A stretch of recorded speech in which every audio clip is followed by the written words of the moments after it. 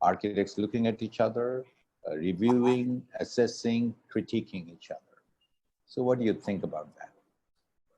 Anyone? Are we learning from each other?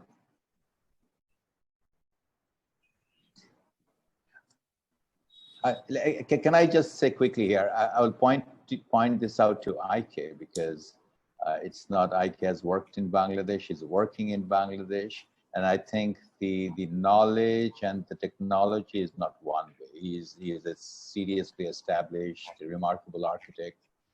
In some of his work, he has incorporated, and he was showing that the other day, some of the techniques of buildings in rural Bangladesh into urban Germany. Am I right, Eike, in saying that?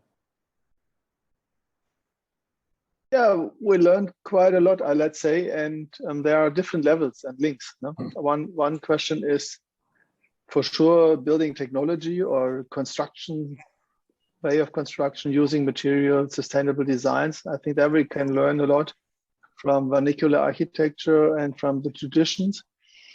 And then that was a nice melange of, local knowledge, local craftsmanship we could learn in Bangladesh.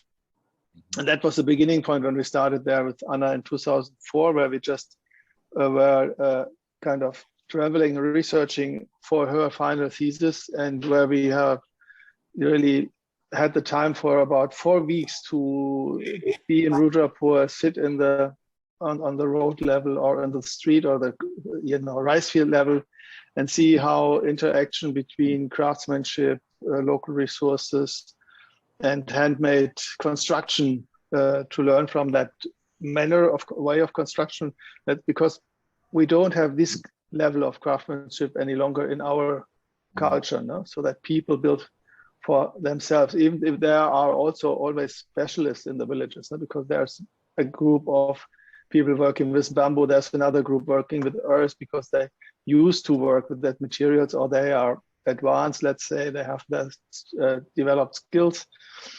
But designing through the resources of craftsmanship and the local materials was quite interesting. And on the other hand, we came from Europe with our knowledge on natural materials, because our office was more advanced already to that time in 2004 in how to construct with earth. And, many people look to Europe. And so there was, a work or discussion, let's say, it was more like a discussion with the people on ground and interaction. What moved into a way of building of a construction system, special construction for the first floor, the bamboo structure, the rooftop, etc. And that was, woven together in that first weeks when I touched ground, or we together touched ground in Rudrapur. And what we really learned is a different thing, is that, people trust to each other, not trusting in lawyers. We used to have lawyers in every second of our life to tell us what to do, to tell us how to interact, and to, we feel like we could protect with that, but we're losing, social connection. And that was the main thing, we learned, like really working on an equal level, really working together with everybody on site, with the craftsmen, because we started building with COP and try to imagine how that could work, because it's a traditional way of working, this earth straw mix, what wasn't done in Germany since more than 100 years. But we thought this technology could work, but then we failed. And then the Bangladeshi craftsmen took over and said, okay, let's try like that. And then immediately there was a language of craftsmanship as well, and doing together on site. And so we learned from that, and also from this very positive thinking and approach, to sit together in one boat and to have a project together, follow one idea together. And that's something I really learned, and that's what we brought back home here. And then we watched on the school and METI system, how the students sit together in one circle, and learn from each other, and having interaction with the full group at any time of the day when they work in these circles. That's something what we do with our students here now. We are part of that still, of this way of thinking and interaction. And so our students now work with the same system I have seen in Bangladesh, and they are having interaction with communities here in Berlin, and doing the same thing what got lost in our culture. And I think these kind of bridges are very important. And yeah, you need a lot of time to get into it, and you know, to lose what you learned at school, because architects have a very prominent and very important role usually in life and society. We learned a lot regards that. And yeah, I think this way of interaction is very, very nice. And then how we did it at the time in 2004, 5, and 6, when we have designed and built the school, was more like, you know, a personal interaction, and there was not a big theory on top of it. And there was this learning really came later when we received the award, and then this bigger discussion started, and then a new view from outside has spotted on that place and on the way of working. And then we learned a lot, and then we tried to really take it with us. And yeah, that's the two aspects. And the third thing is really to make things easier and basic, simple, to reduce all our, you know, imagination of using machines and technology to solve any problem, engineering. So go down to the simple needs for a better future. I really like this idea of shared faith, because I think that's something that is important for us to kind of move from.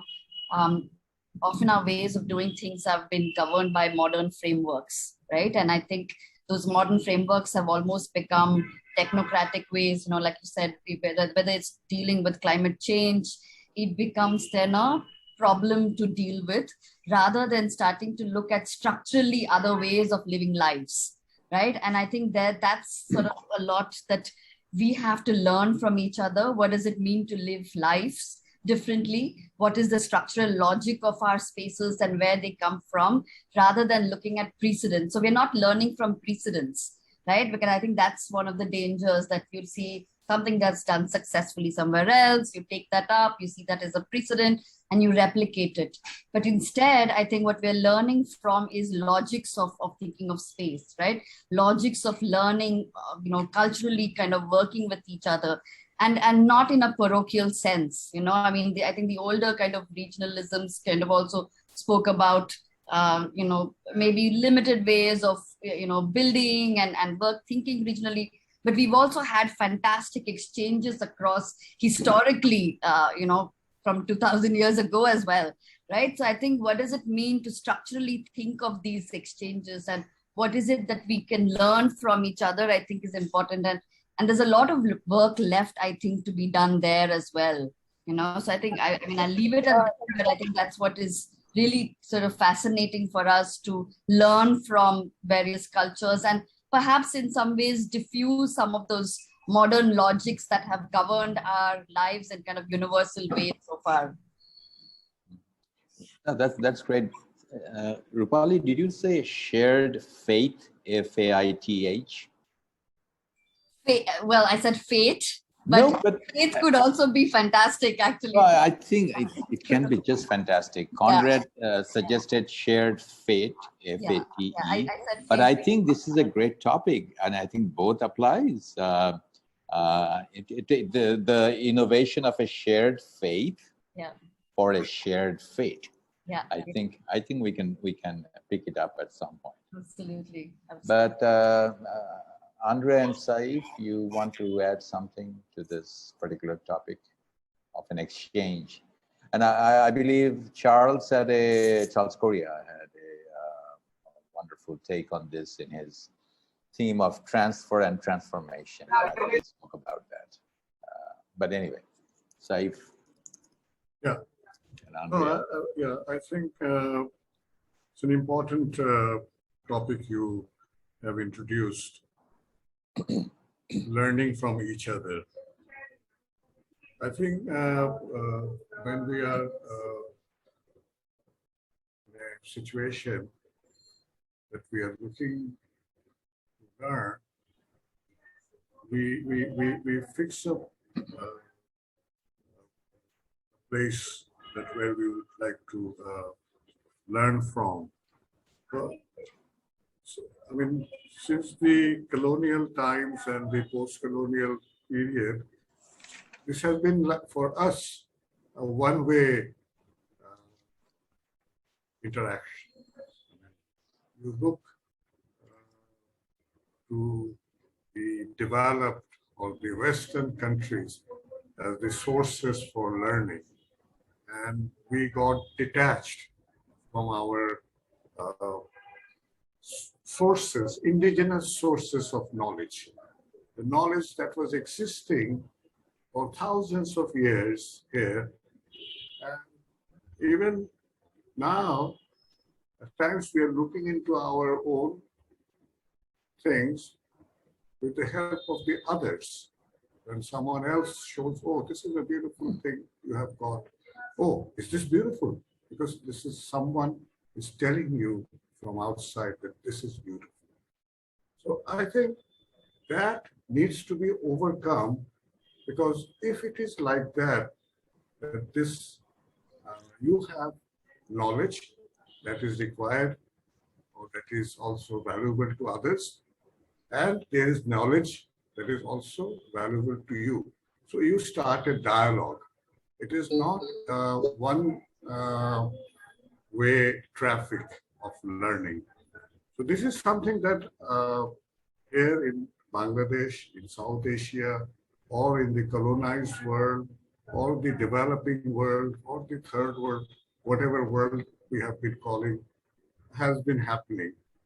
But now, with this climate change thing, and also with the economic things, the globalization and all these issues, I think the world, in a way, more importantly, the developed world, the developed countries, have realized that no, we need to look elsewhere also for sustainable living.